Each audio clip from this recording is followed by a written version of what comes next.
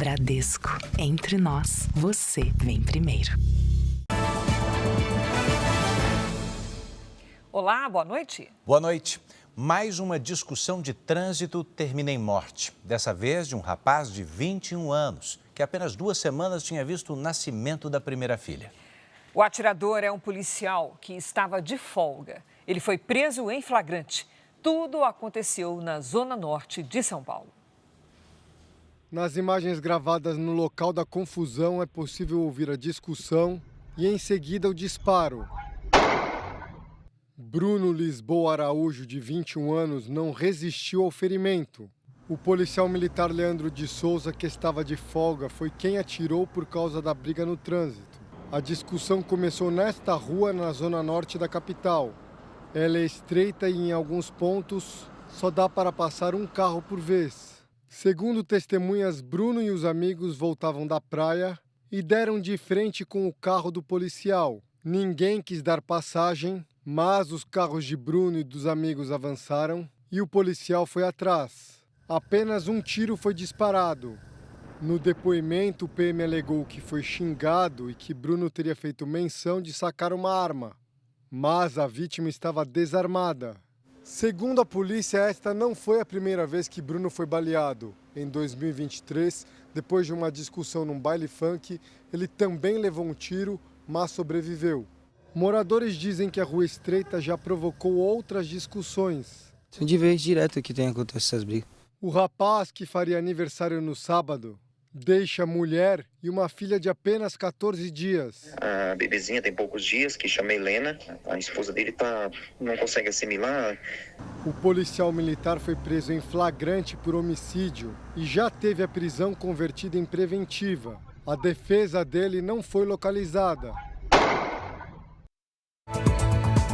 Estados Unidos voltam a negar invasão à Venezuela e defendem ação policial. Embaixador brasileiro eleva o tom e compara a prisão de Nicolás Maduro a sequestro. Fechamento do espaço aéreo na Venezuela impede que turistas em Aruba voltem ao Brasil. Ministro Alexandre de Moraes nega a ida de Jair Bolsonaro ao hospital depois de queda na prisão. Petrobras suspende perfuração na Foz do Amazonas por vazamento de fluido.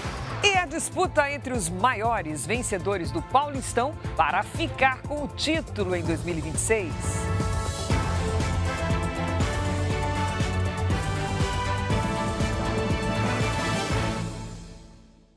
Oferecimento Bradesco. Em 2026, o que é mais valioso vem primeiro.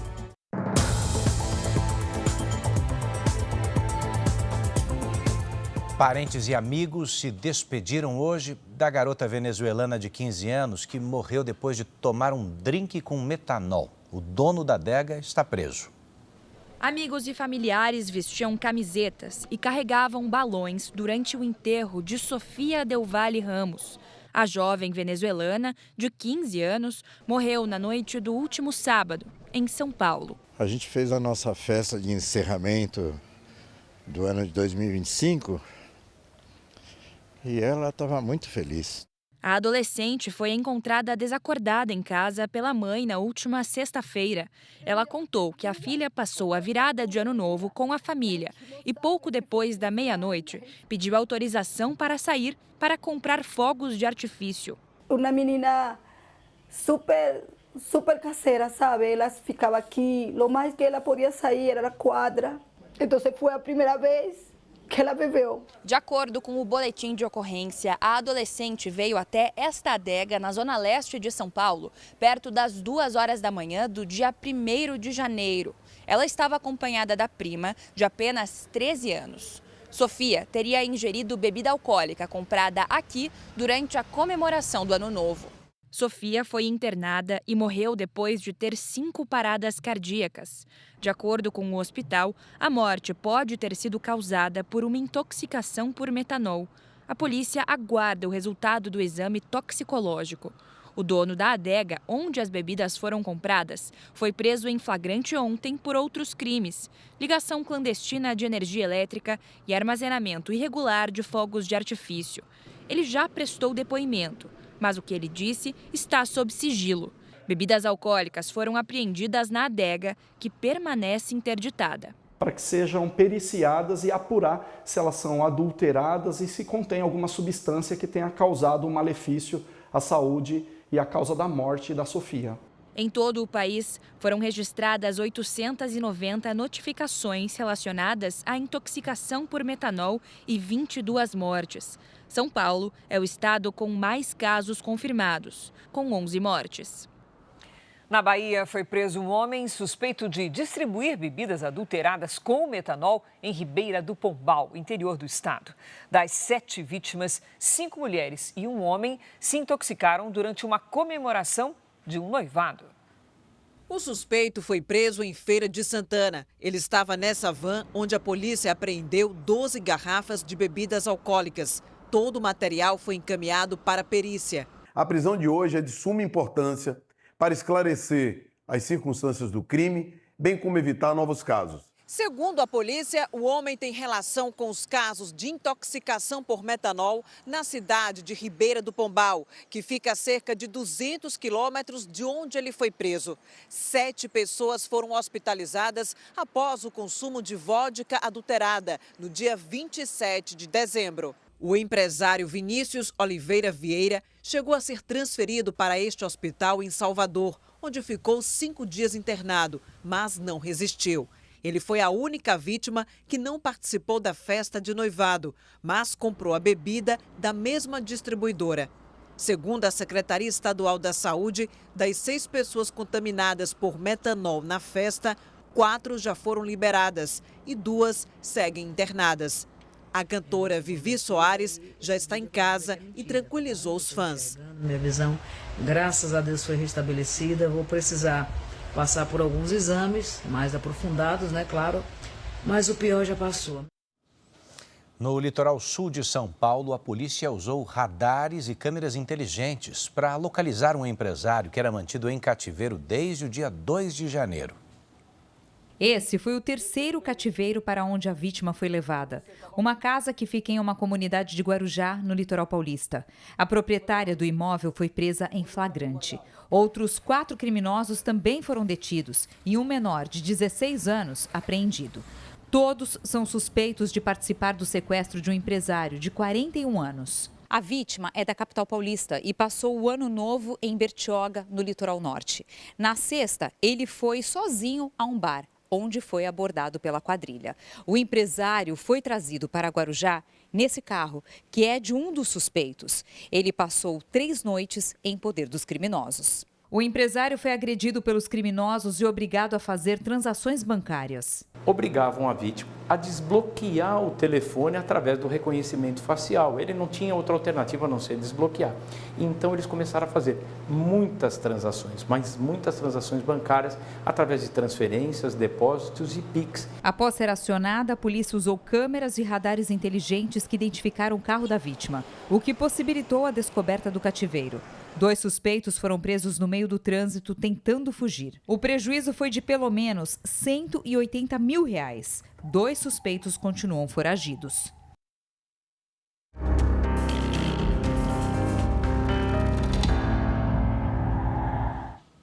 A fronteira da Colômbia com a Venezuela tem um clima de tensão depois da captura do ditador Nicolás Maduro. O jornalista Roberto Cabrini está na região e vai conversar com a gente ao vivo. Boa noite, Cabrini. Qual que é a situação de momento? Boa noite, Cris. Boa noite, Edu. Nós estamos nesse momento na cidade de Cúcuta, na Colômbia. Esse local de onde eu falo ao vivo é a ponte Simão Bolívar, que tem 315 metros de comprimento, é uma ponte sobre o rio Tátira e liga a Colômbia até a Venezuela. Nós chegamos aqui em Cúcuta no domingo, o clima segue tenso. Apenas cidadãos venezuelanos e colombianos são autorizados a passar.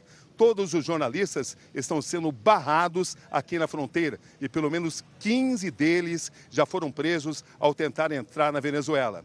Aqui no lado colombiano, a gente conseguiu identificar muitos militares do Exército, policiais e blindados monitorando e fiscalizando a movimentação de veículos e pessoas que estão a pé na ponte que une esses dois países. Ao todo, a Colômbia e a Venezuela têm uma fronteira muito grande. São mais de 2.000 quilômetros. Por isso, o governo colombiano enviou 30 mil soldados para fiscalizar toda essa área. Hoje, a ONU afirmou que os Estados Unidos violaram o direito internacional na operação que capturou Nicolás Maduro na capital Caracas. Ruas chegaram a ficar desertas depois do ataque americano. E agora, a situação volta a preocupar os moradores da cidade, porque há grupos armados pró-governo vigiando quem se manifesta contra Nicolás Maduro.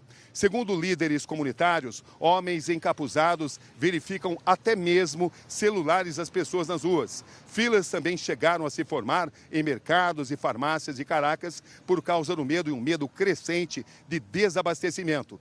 Em Washington, a Organização dos Estados Americanos fez uma reunião hoje para discutir a situação da Venezuela, que não terá novas eleições nos próximos 30 dias, segundo o presidente americano Donald Trump. Ele também disse que a operação que capturou Maduro foi taticamente brilhante. Ontem à noite, militares fizeram vários disparos contra drones que não tinham autorização para voar ao redor do Palácio Presidencial. Nós seguimos aqui na fronteira com a Venezuela para acompanhar os desdobramentos da região depois da captura de Nicolás Maduro. Roberto Cabrini, para o Jornal da Record. Voltamos com vocês. Obrigada, Cabrini. E olha, o governo americano disse que não haverá eleições na Venezuela a curto prazo. A avaliação é de que não há estrutura para votação nesse momento.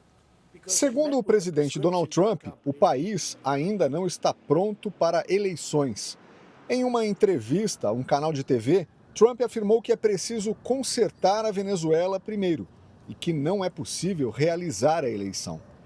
O processo é acompanhado por um grupo do alto escalão do governo americano, entre eles o vice-presidente J.D. Vance e o secretário de Guerra, Pete Hegseth. E o secretário de Estado, Marco Rubio, está em contato direto com a presidente interina da Venezuela, Delcy Rodrigues. Mas Trump deixou claro que a palavra final sobre qualquer decisão será dele. De acordo com a imprensa, a agência de inteligência, CIA, apresentou a Trump um levantamento que aponta que lideranças leais ao ex-ditador Nicolás Maduro estão mais bem preparadas para manter a estabilidade na Venezuela. Caso de Delcy Rodrigues. Por isso, Trump aceitou a nomeação dela como presidente. A Casa Branca não confirmou a informação.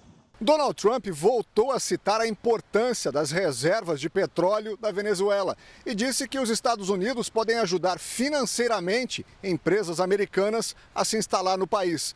Autoridades do governo americano planejam se reunir com executivos de empresas petrolíferas dos Estados Unidos ainda esta semana. Uma única empresa americana segue em operação no setor petrolífero, além da estatal PDVSA. Segundo agências de notícias, Estados Unidos e Venezuela já discutem a exportação de petróleo bruto entre os países. Desde a prisão de Maduro, o preço do petróleo aumentou quase 2%, mas se manteve estável desde então. A Venezuela vive um clima de incerteza. A presidente do país é pressionada a cumprir exigências dos Estados Unidos para evitar novos ataques. Moradores registraram tiros na região do Palácio Presidencial, em Caracas. Segundo o governo venezuelano, foi uma reação contra drones que sobrevoaram a cidade. Os drones pertenciam ao próprio exército. Desde o fim de semana, a segurança na capital está reforçada. Segundo fontes da Casa Branca, a presidente interina da Venezuela terá que cumprir algumas demandas para se manter no cargo e evitar novos ataques ao país. Hoje, Delcy Rodrigues disse que nenhum agente estrangeiro governa a Venezuela. Os Estados Unidos querem um alinhamento total das políticas venezuelanas com os interesses americanos. Entre as exigências feitas a Delcy Rodrigues estão o reforço no combate ao narcotráfico, a expulsão de estrangeiros hostis aos Estados Unidos e a interrupção da venda de petróleo a adversários políticos de Washington. Atualmente, cerca de 80% das vendas de petróleo da Venezuela vão para a China, de acordo com estimativas da OPEP, a Organização dos Países Exportadores de Petróleo. O segundo maior comprador são os Estados Unidos. Nesta terça-feira, o procurador-geral da Venezuela informou que vai investigar as mortes ocorridas durante a captura de Maduro. Um balanço divulgado hoje aponta que pelo menos 55 soldados foram mortos na operação. O procurador também fez um pedido a um juiz americano para que reconheça a imunidade de Maduro como chefe de Estado e sustentou que o tribunal americano não tem jurisdição para julgá-lo. Ainda nessa edição, a gente te mostra que o governo brasileiro elevou o tom contra os Estados Unidos e chamou a prisão de Maduro de sequestro. Agora, uma outra atenção. Líderes de países europeus emitiram hoje uma declaração conjunta em apoio à soberania da Groenlândia. O território autônomo integrado ao Reino da Dinamarca tem sido alvo do governo americano, que quer assumir o controle da ilha. No documento, os líderes europeus afirmam que o território pertence ao seu povo e que qualquer decisão sobre o futuro da ilha deve ser tomada exclusivamente pela Dinamarca e pela própria Groenlândia. As autoridades europeias também destacaram a importância da cooperação com a OTAN, a aliança militar do Ocidente, para garantir a segurança na região do Ártico. A Groenlândia é a maior ilha do mundo e tem posição estratégica para a defesa global por ficar entre a Europa e a América do Norte. O território também concentra grandes reservas de minerais raros, que são essenciais para a indústria de tecnologia. Hoje, a Casa Branca divulgou um comunicado em que afirma que o uso das Forças Armadas para adquirir o território é uma opção à disposição do presidente. No domingo, Donald Trump disse que a Groenlândia é necessária para a defesa dos Estados Unidos. As declarações de Trump colocaram a Dinamarca em estado de alerta. O parlamento do país convocou uma reunião de emergência com portas fechadas para discutir a crise com Washington. A Dinamarca e a Groenlândia pediram uma reunião com os Estados Unidos. Em meio ao cenário de tensão internacional, líderes dos 27 países da União Europeia se reuniram em Paris para discutir garantias de segurança à Ucrânia. O encontro teve a participação de enviados dos Estados Unidos. E aqui no Brasil, o presidente Lula retornou hoje a Brasília depois de passar o recesso de Ano Novo no Rio de Janeiro.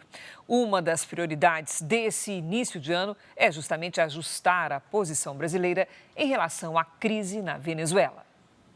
De volta à capital, o presidente seguirá acompanhando os desdobramentos da ação americana que prendeu Nicolás Maduro. Lula tem sido aconselhado a ter cautela, especialmente para não fragilizar a relação recém-retomada com o presidente Donald Trump. O Brasil ele tem contribuído nas últimas décadas para que a América do Sul siga sendo uma região de paz. Agora, o Brasil, o que ele está fazendo é medir o tom, para não atrapalhar o bom andamento das negociações para o fim do tarifaço. Lula tem avaliado a possibilidade de fazer novas ligações para Trump e para a presidente interina da Venezuela, Delcy Rodrigues. A ideia agora é focar na cerimônia que lembra os atos de 8 de janeiro. No evento, o presidente deve defender a soberania dos povos, a paz e a democracia. O ministro da Defesa, José Múcio, afirmou que a segurança nas fronteiras já havia sido reforçada nos últimos meses, desde o aumento da presença americana no Caribe venezuelano e na Colômbia. O ministro ainda afirmou que a principal arma do Brasil é a diplomacia. A presença dessa frota americana no Caribe, próximo das nossas costas, é muito grave. Ela viola não uma norma internacional, mas uma iniciativa do Brasil que foi conestada por todos os países da América Latina, do Caribe e também da África Atlântica, que transformar o Atlântico Sul numa zona de paz e cooperação em que não houvesse a presença de forças militares estrangeiras. Mudando de assunto, a Petrobras anunciou hoje que houve um vazamento durante a perfuração de um poço na margem equatorial, na região da Foz do Amazonas. A repórter Renata Igrejas tem detalhes para a gente ao vivo. Oi, Renata, boa noite. Boa noite, Edu, Cris, boa noite a todos. A Petrobras comunicou que foi registrada a perda de fluido de perfuração. O vazamento aconteceu em 2 linhas ligadas à sonda do Poço Morfo, localizado a cerca de 175 quilômetros da costa do Amapá. Segundo a companhia, o vazamento foi contido e isolado e que as linhas de transmissão serão trazidas à superfície para avaliação e possíveis reparos. A estatal também afirmou que não há problemas com a sonda nem com o poço, que permanecem em total condição de segurança. Destacou ainda que o incidente não oferece riscos ao meio ambiente nem às pessoas e que o fluido utilizado atende aos limites de toxicidade permitidos e é biodegradável.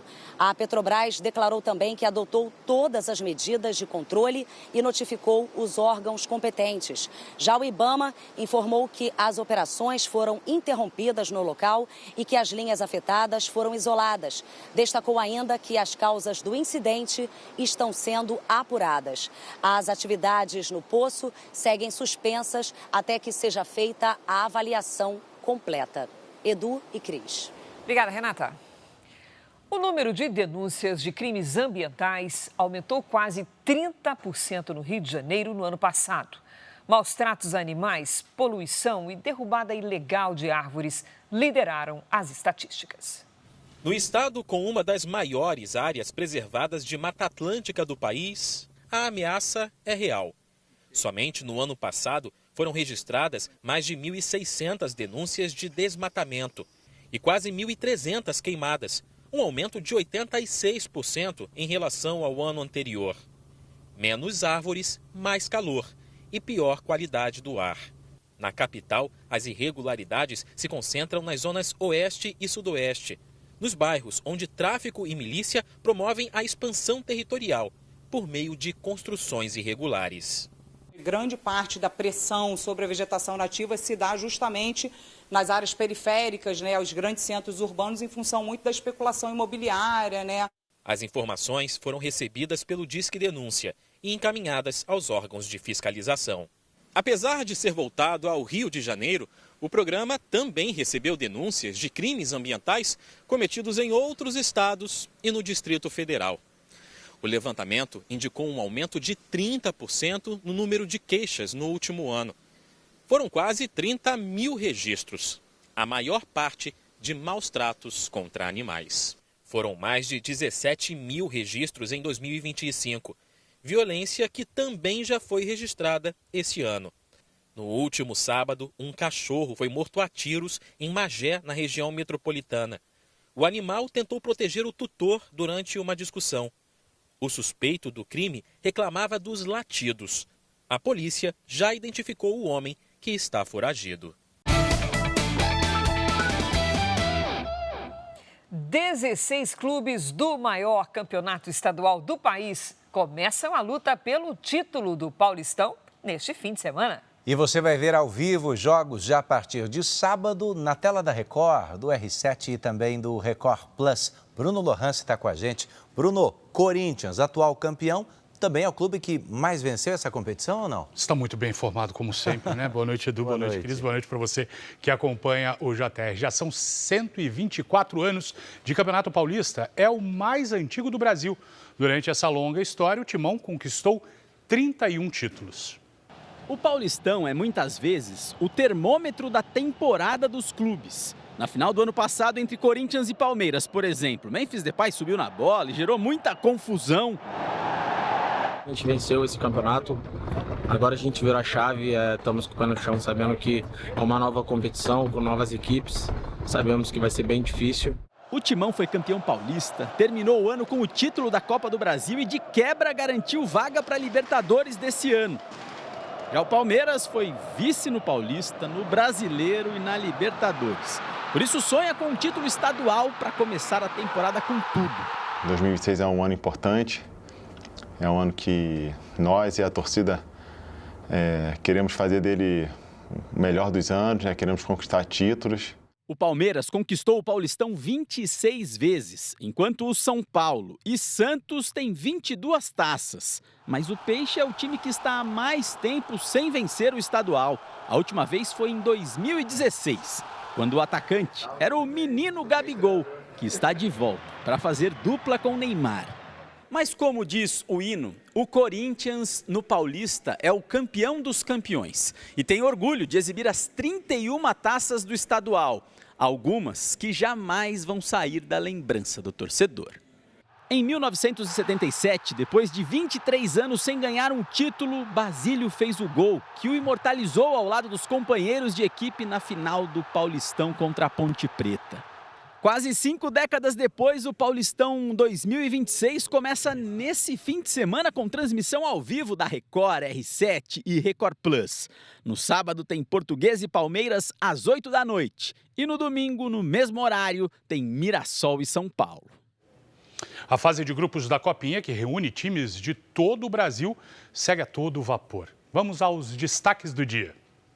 No fechamento da primeira rodada, o Palmeiras derrotou o Monte Roraima por 4-2 em Barueri. O último gol do clube paulista foi polêmico.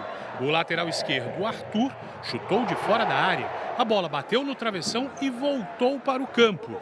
Mesmo assim, o auxiliar e o árbitro deram o gol. Hoje, pela segunda rodada em Cravinhos, o Vasco foi surpreendido pelo Guanabara de Goiás. Valia a liderança do grupo e o clube de Goiânia venceu por 3-1. Em Guarulhos, o Vitória ganhou do Rio Branco do Espírito Santo.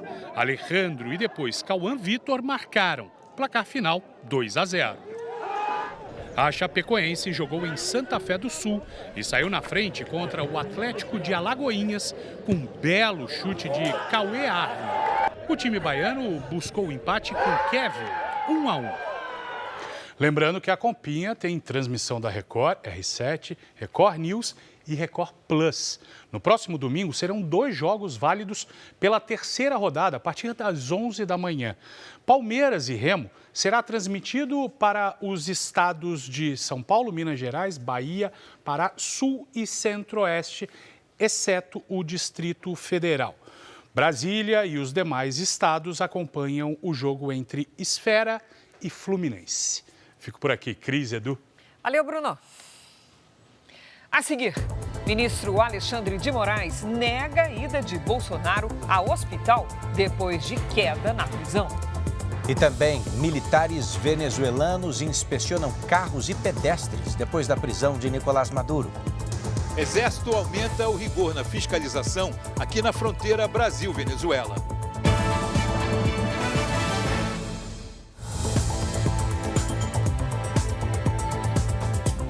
Estamos de volta para você saber que os roubos de cargas caíram nos estados de São Paulo, Rio de Janeiro e Minas Gerais. Mesmo assim, o número de ocorrências ainda é enorme. Entre janeiro e novembro do ano passado, foram registrados quase 3.200 casos só nas rodovias paulistas. Caminhoneiro há 30 anos, Jorge já enfrentou diversas situações de roubo nas estradas. Já aconteceu o caso de eu estar chegando num posto de gasolina para fazer uma entrega e ser rendido pelo próprio frentista disfarçado, né? Revólver na mão, mercadoria no chão. Para proteger os caminhoneiros e as cargas de situações de violência, as transportadoras recorrem à tecnologia e a treinamentos.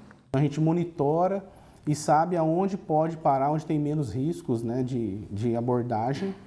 Então a gente tem essa situação de mapear onde a gente pode parar. A tecnologia, né, das grandes empresas, que ajuda bastante o motorista com uma carga, né, sobre rastreamento, a maneira da gente se comportar. Os números mostram uma queda nos roubos de carga em 2025 em relação ao mesmo período do ano passado.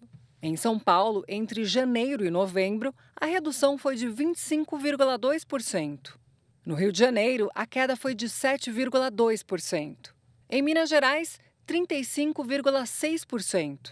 Em Mato Grosso, houve o maior recuo proporcional do país, 46,3%. Apesar da queda, a sensação de insegurança ainda faz parte da rotina de quem trabalha no transporte de cargas. As quadrilhas se adaptam, mudam de tática e mantêm o setor em alerta. Segundo o governo de São Paulo, o combate a esse tipo de crime passa pelo reforço do policiamento e por ações de inteligência. Se eu tenho um aumento, né, de crimes de roubo de carga em determinada rodovia, no mês seguinte, as polícias já estão sentadas em conjunto com a secretaria e com as vítimas, as empresas vítimas, para analisar como esse crime aconteceu e tanto prender os criminosos que praticaram os crimes, quanto evitar novos crimes. Nós estamos comemorando hoje a queda histórica dos números de roubo de carga. Nós vimos lá de 2001 até hoje, comparando com 2017, hoje conseguimos aí ter um número quase 23% menor do que o mês passado. A maior incidência de roubos ocorre nos acessos à capital e à região metropolitana de São Paulo. A gente precisa trabalhar, né? Então, a gente só conta que a segurança melhore para geral, né?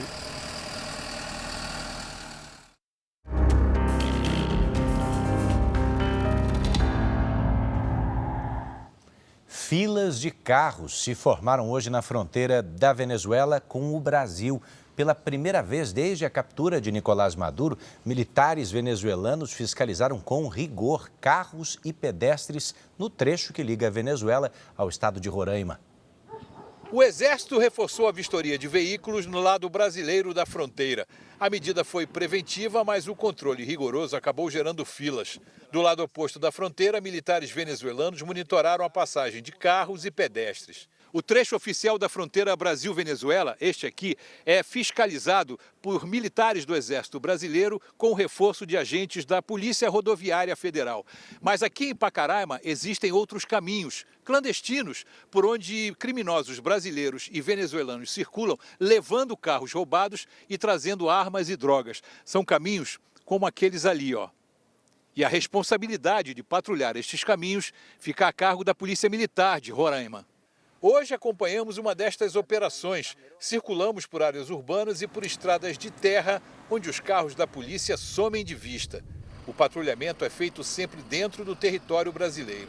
Nosso limite é esse marco. Então, do marco para cá a gente opera, do marco para lá já é a área da Venezuela. Então, essa área toda é fronteira. E esses caminhos alternativos os venezuelanos utilizam. Se observarem ali, ó. Todas essas trilhas. Isso, todas essas trilhas. Na entrada de uma comunidade indígena é possível ter noção do tamanho da área que deve ser fiscalizada. Uma dimensão realmente grande que é humanamente possível a gente fazer essa fiscalização aqui. Droga, gasolina, armas aqui constantemente. Uma hora ou outra, a guarnição quando vem já se deparou com situação dessa natureza e a gente faz o nosso trabalho, né? Nos Estados Unidos, o presidente Donald Trump comemorou o sucesso da operação que capturou Nicolás Maduro na Venezuela. Já o Brasil voltou a criticar a ação militar e classificou a detenção do líder chavista como um sequestro. Donald Trump disse que o ataque que levou à captura de Nicolás Maduro foi taticamente brilhante. O presidente americano ainda revelou que os Estados Unidos encontraram um local de tortura em Caracas e criticou o líder deposto. Ele tenta imitar um pouco a minha dança. Ele é um cara violento que matou milhões e torturou pessoas, afirmou Trump. O discurso de Trump foi direcionado a congressistas republicanos que foram elogiados pelo presidente. As declarações acontecem em meio à pressão de parlamentares governistas e da oposição. A Casa Branca não comunicou oficialmente ao Congresso que realizaria uma operação militar na Venezuela. Hoje, as Nações Unidas declararam que a intervenção americana viola o direito internacional. E o Conselho Permanente da Organização dos Estados Americanos fez uma reunião extraordinária para discutir a ação em território venezuelano. O representante americano na OEA negou uma invasão ao país. Leandro Risotto disse que os Estados Unidos realizaram uma ação policial para o cumprimento da lei. Já o embaixador brasileiro disse que o momento é grave e classificou a detenção de Maduro como um sequestro. Os bombardeios no território da Venezuela e o sequestro do seu presidente ultrapassam uma linha inaceitável. Esses atos representam uma afronta gravíssima à soberania da Venezuela e ameaçam a comunidade internacional com um precedente extremamente perigoso. A defesa do ex-presidente Nicolás Maduro está a cargo de um advogado experiente, conhecido por assumir casos de grande repercussão. No meio jurídico, Barry Pollack ganhou fama por usar argumentos fora do padrão para defender os clientes. A projeção internacional de Barry Pollack se consolidou com a forma com que negociou a libertação do ativista Julian Assange. Criador de um site para divulgar documentos secretos do governo americano, Assange passou anos fugindo da justiça americana, se asilou na embaixada do Equador em Londres e depois ficou preso na Inglaterra. Foi Pollack quem conseguiu um acordo com o Departamento de Justiça dos Estados Unidos para que o fundador do Wikileaks se declarasse culpado e pudesse ser solto. O advogado americano faz parte de um grande escritório em Nova York e também foi responsável por provar a inocência de Martin Tankleff, que ficou preso por 17 anos, condenado injustamente pela morte dos pais. Na defesa do ex-presidente venezuelano, Pollack terá outro grande desafio. Para o governo dos Estados Unidos, Nicolás Maduro é um narcotraficante que cometeu crimes contra o país. Por isso, pode ser condenado a uma pena bastante longa. Especialistas dizem que Pollack terá que provar à justiça que Maduro é um chefe de Estado, que tem imunidade por causa do cargo e que não pode ser preso e acusado fora do próprio país. Barry Pollack ainda não divulgou qual estratégia vai usar. Entre os advogados, uma opinião é certa: Maduro está em boas mãos. Uma das qualidades de Pollack é explicar com clareza conceitos jurídicos complexos para convencer o júri. Segundo este advogado criminalista, o Tribunal de Nova York, onde está o processo contra Nicolás Maduro, tem os melhores promotores de acusação. Um sinal de que o caso é de grande repercussão. This case has great merit. Maduro e a mulher Cília Flores participaram ontem da primeira audiência com o juiz do caso e se declaram inocentes. Cília tem outro advogado. Os dois voltam ao tribunal no dia 17 de março. Agora imagine estar de férias na região da Venezuela e não conseguir voltar para casa. Um grupo de brasileiros está preso em Aruba, no Caribe, por causa do fechamento do espaço aéreo venezuelano. Esse voo deveria ter deixado a ilha no último sábado, mas foi cancelado porque iria sobrevoar o espaço aéreo da Venezuela, afetado pela ação dos Estados Unidos na capital Caracas. O casal, que celebra 20 anos de casamento, viajou a Aruba, acompanhado dos filhos. A viagem foi planejada há quase um ano. Eles deveriam ter voltado no último sábado, mas o espaço aéreo foi fechado na Venezuela. Uma nova tentativa de viagem está prevista para amanhã. Minha esposa é funcionária pública, né? Então ela teria que trabalhar já na última segunda-feira e, por enquanto, ela não conseguiu trabalhar ainda, né? Está tentando se virar aqui pela internet da maneira como a gente pode, né? Driele vive a mesma situação e, como o Fábio, relata a falta de informações. O voo apenas foi remarcado para esta quarta-feira. A gente não tinha hospedagem, então, porque estava confirmado até o dia 3, né? A sorte é que o hotel em que a gente está, ele conseguiu, né, remanejar aqui os hóspedes para manter a gente até quarta-feira. Os passageiros gravaram os avisos de voos cancelados e os balcões cheios de pessoas em busca de respostas. Apesar do fato inesperado, especialistas explicam que as companhias aéreas devem garantir assistência aos passageiros, como alimentação, transporte, hospedagem. Na falta de auxílio, a orientação é guardar todos os comprovantes de gastos para tentar o ressarcimento. Se ela levou, ela tem que trazer de volta, né, com toda a integridade física daquela pessoa e com as condições que ela vai proporcionar da mesma forma que foi numa condição normal de voo. Em nota, o Itamaraty disse que presta assistência aos brasileiros em Aruba. A gente espera que amanhã dê tudo certo, que a gente consiga embarcar nesse voo e chegar mais rápido em casa, né? O que a gente mais quer é voltar para casa. O Jornal da Record procurou as empresas aéreas. Uma das companhias, por nota, disse que está em contato com os clientes para resolver o caso. A outra empresa informou que todos os passageiros já tiveram os voos remarcados. A Polícia Civil realizou uma perícia na loja de um shopping que pegou fogo no Rio de Janeiro na semana passada. 2 funcionários morreram no incêndio que pode ter começado no subsolo. No 5º dia de interdição, os peritos trabalham para identificar as causas do incêndio no shopping que fica na zona norte do Rio. A previsão é de que o laudo seja concluído em 30 dias. 17 lojas do térreo seguem fechadas, além de todo o subsolo. A Defesa Civil descartou a possibilidade de desabamento.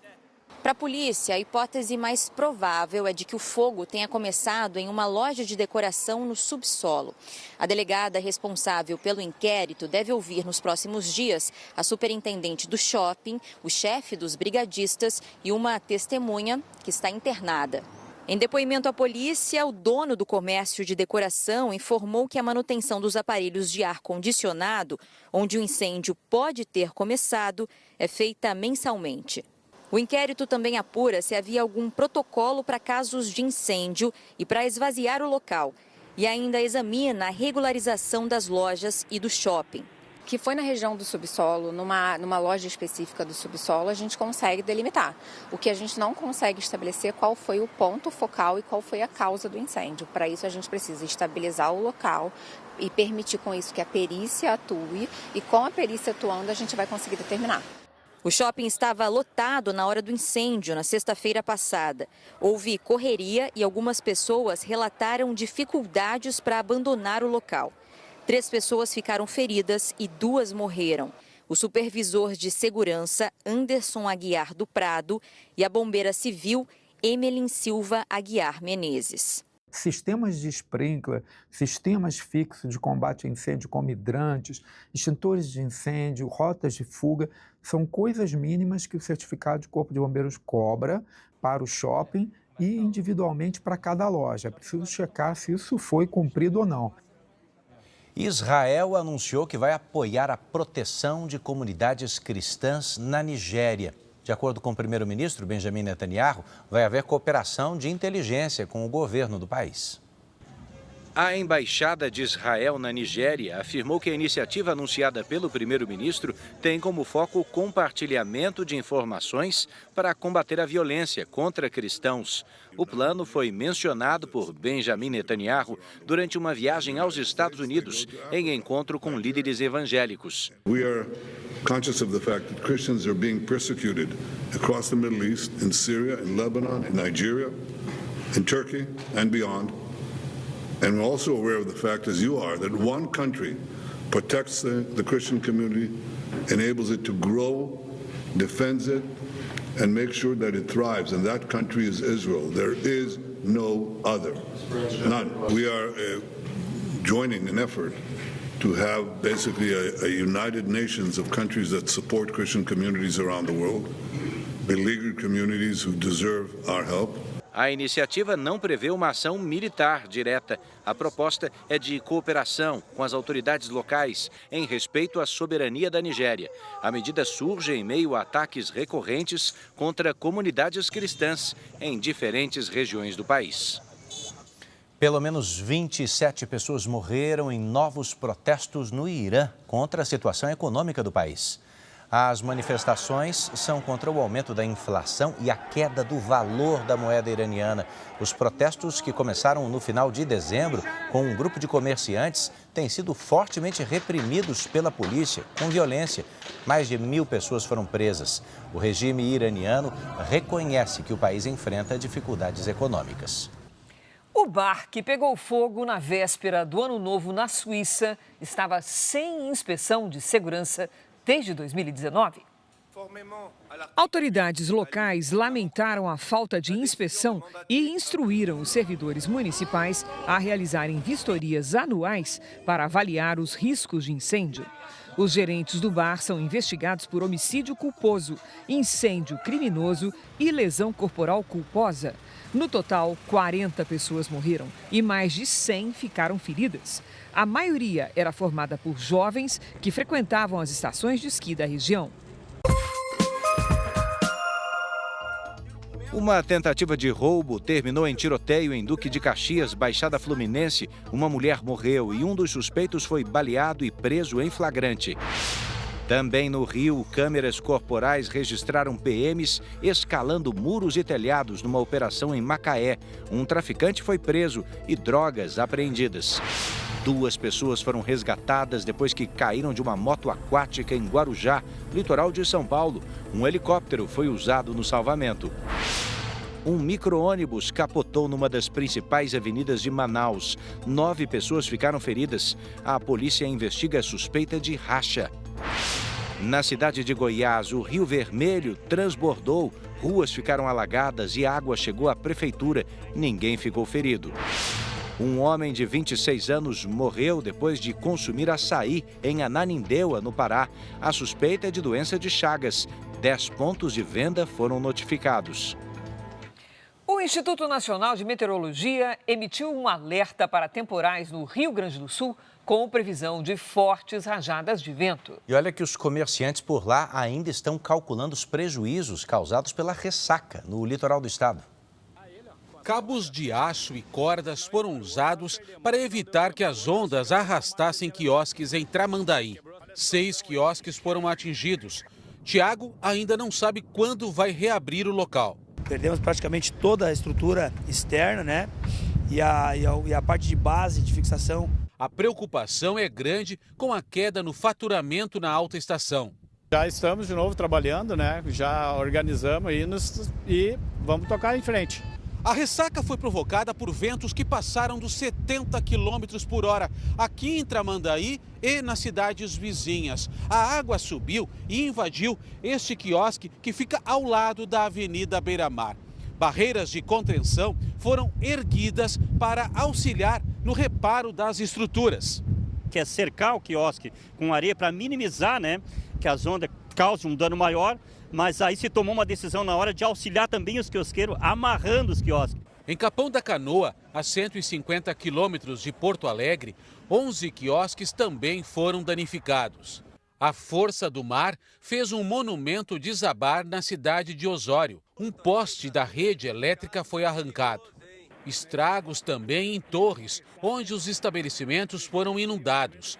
Parte de um deles foi parar em meio às dunas.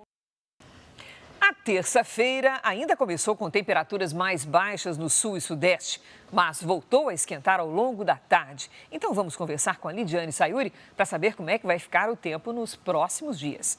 Oi, Lid, boa noite. Oi, Cris. A expectativa é de calor combinado com chuva. Boa noite a você. Edu, boa noite. E uma boa noite a você que está com a gente. A quarta-feira será quente no sudeste, com pancadas de chuva típicas de verão. Em Florianópolis, chuva passageira na madrugada. Ao longo do dia, o sol volta a aparecer e a temperatura sobe, com máxima de 31 graus. Em São Paulo, céu encoberto, com chuva forte à tarde e à noite, faz até 30. Em Brasília, sol entre nuvens, com temporais a qualquer hora, máxima de 24. Hoje, a Bahia registrou o maior volume de chuva do Brasil. Nas imagens de satélite, vemos um cinturão de nuvens, conhecido como Zacas, de norte a sudeste. Amanhã, a passagem de uma frente fria deixa a metade sul do Rio Grande do Sul em alerta para temporais. A Zacas já começa a perder força, mas ainda favorece a chuva forte. Destaque para o Acre, Mato Grosso, Tocantins, Goiás e Distrito Federal, onde as pancadas podem causar transtornos como alagamentos e deslizamentos. À tarde, em Porto Alegre, faz até 35 graus. No Rio de Janeiro, 31. 27 em Goiânia, 29 em Manaus e até 28 em Natal. Tempo Delivery. O Eustáquio é de São José da Lapa, Minas Gerais. Boa noite, Eustáquio. Quarta de sol com muitas nuvens e pancadas de chuva à tarde e à noite. Faz 23 graus. Quinta de tempo firme até 27 graus. Sexta parcialmente nublada com chuva passageira pela manhã. Máxima de 28. O Wilson é de Altamira, no Pará. Oi, Wilson. Quarta de variação com nebulosidade e pancadas de chuva. Máxima de 31. Quinta com chuva forte entre a madrugada e amanhã, faz até 25. Na sexta, sol entre nuvens com chuva passageira, máxima de 30. A gente espera a sua participação. Poste nas redes sociais o nome de uma cidade e a hashtag você no JR. Cris, Edu. Obrigado, Lide. O ministro do Supremo Tribunal Federal, Alexandre de Moraes, rejeitou o pedido da defesa de Jair Bolsonaro para uma internação imediata do ex-presidente no hospital de Brasília. Bolsonaro teria sofrido uma queda e batido com a cabeça durante a madrugada dentro da cela da Superintendência da Polícia Federal. O relato é da ex-primeira-dama. Pelas redes sociais, Michele Bolsonaro disse que durante a madrugada, enquanto dormia, Bolsonaro teve uma crise, caiu e bateu a cabeça no móvel e que ele só recebeu atendimento quando foram chamá-lo para a visita. Michele estava acompanhada de um dos médicos de Bolsonaro, o cardiologista Brasil Caiado, que carregava um kit de primeiros socorros. A Polícia Federal negou em nota que o ex-presidente tenha ficado sem atendimento. No começo da tarde, a defesa de Bolsonaro pediu autorização para que ele fosse levado ao hospital para fazer exames clínicos e de imagem.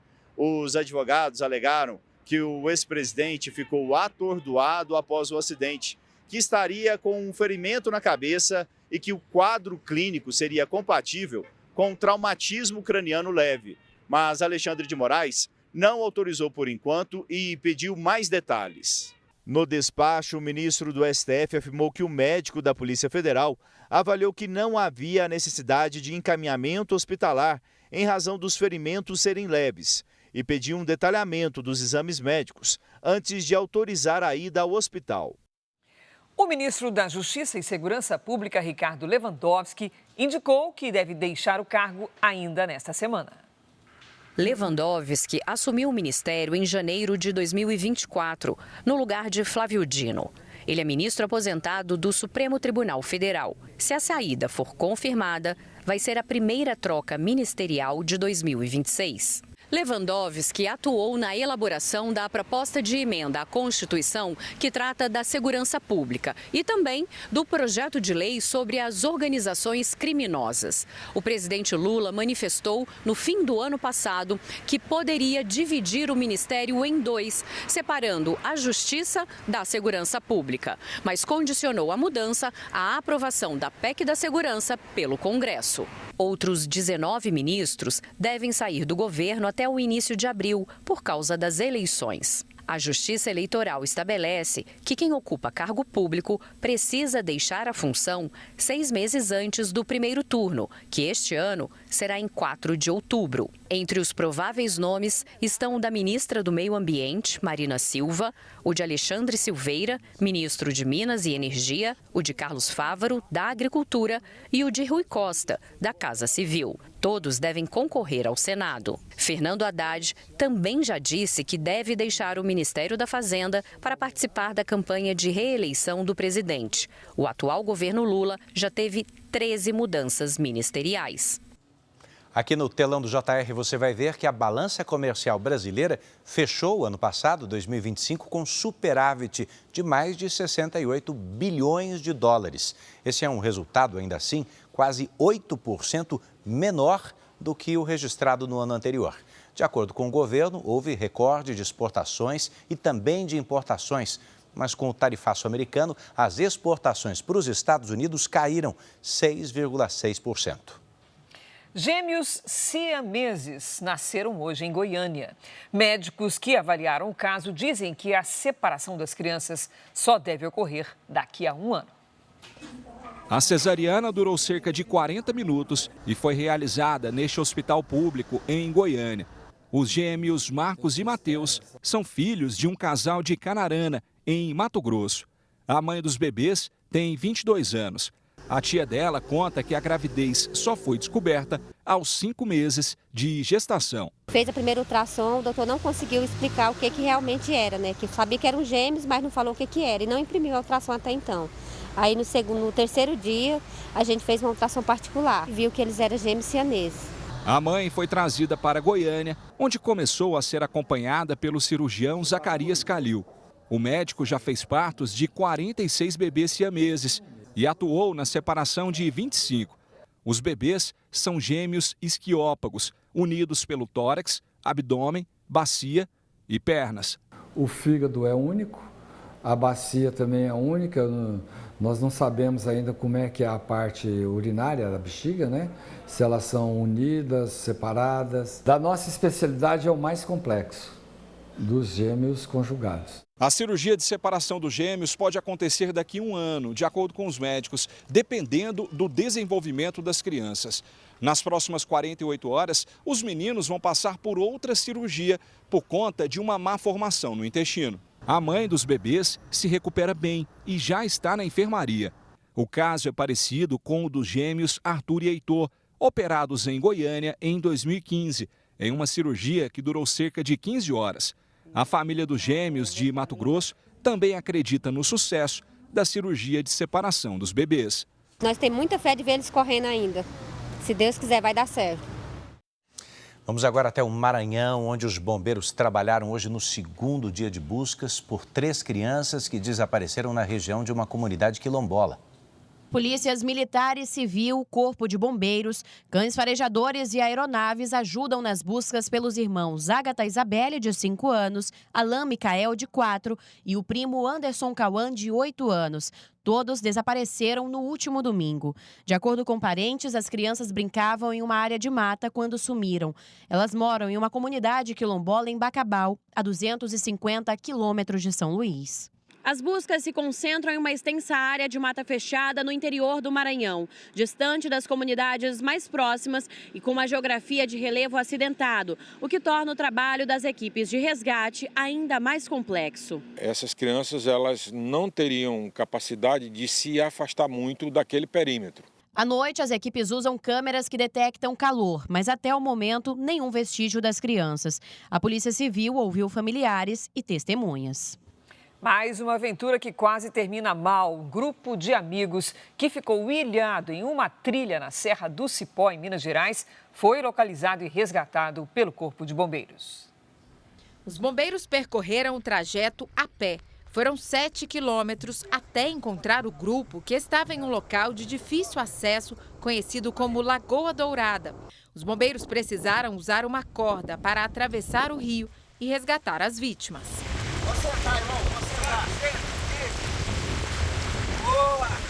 5 homens foram resgatados, 4 turistas do estado de São Paulo e um morador da Serra do Cipó.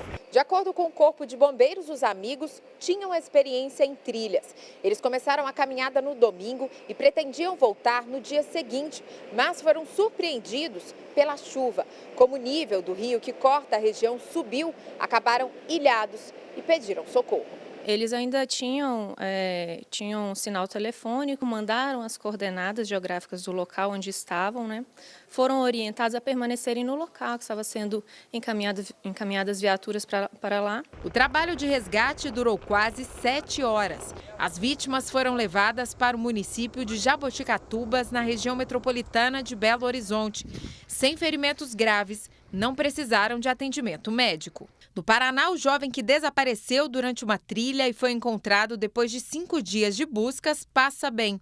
Ele fazia a trilha com uma amiga, mas ficou para trás e se perdeu no caminho de volta. O Corpo de Bombeiros recomenda, né, que sempre que for fazer uma trilha, nesse período principalmente, confira a previsão do tempo, não faça trilha sozinho, sempre leve mantimentos, leve água, leve alimentação, porque a gente acaba se colocando em risco quando não segue essas orientações. Uma última informação. O presidente Donald Trump anunciou agora à noite que a Venezuela vai entregar aos Estados Unidos entre 30 e 50 milhões de barris de petróleo. A venda do produto será controlada pelo governo norte-americano. À 00:30 tem uma nova edição do JR para você. As reportagens de hoje você confere no Record Plus e em todas as nossas plataformas digitais. A programação da Record está disponível ao vivo e de graça no Record Plus. Fique agora com a novela Mãe. E logo depois de Reis, você acompanha o 2º capítulo de Chamas do Destino. E depois, o 2º episódio de Estranho Amor. Você não pode perder? Ótima noite para você. Boa noite, a gente se vê amanhã.